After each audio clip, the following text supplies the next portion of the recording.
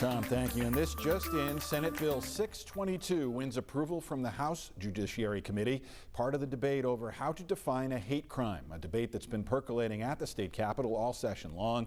The bill promises long prison sentences when a criminal targets victims because of their characteristics.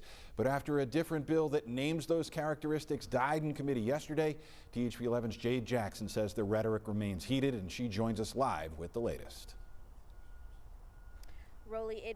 Rolly, it passed on a voice vote that was pretty divided. Now, there's a lot of moving parts when it comes to the idea of an actual hate crime bill.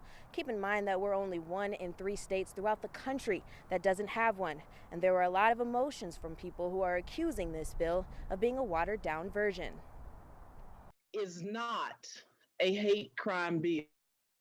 It is a substitute for a hate crime bill that doesn't do anything that a real hate crimes bill should do. Says Kamara Seals, who testified that Senate Bill 622 isn't really a hate crime bill.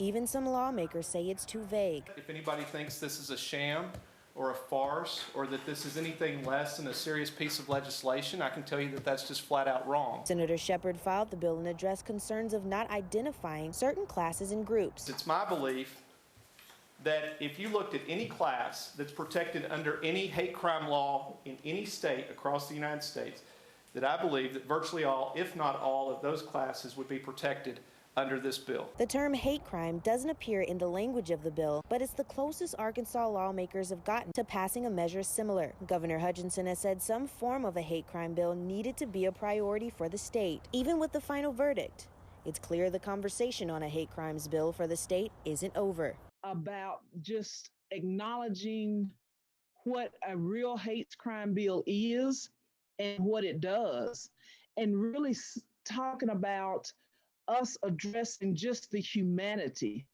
of people. Now, the mood was pretty somber and somewhat defeated after the final vote, and what's next is it's going to the full House. Reporting at the state capitol, Jade Jackson, THV 11 News.